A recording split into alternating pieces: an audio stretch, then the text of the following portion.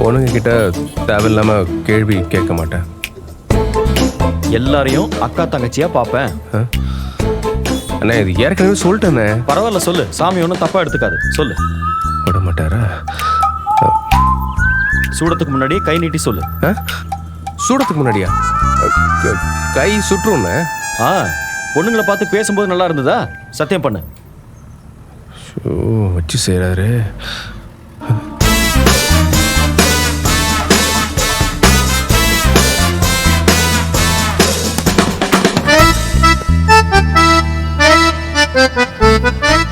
சீக்கிரம் பண்றா. இனிமே எந்த பொண்ணையும் நான் பார்க்க மாட்டேன். தேவையில்லாம எந்த பொண்ணுகிட்டையும் பேச மாட்டேன்.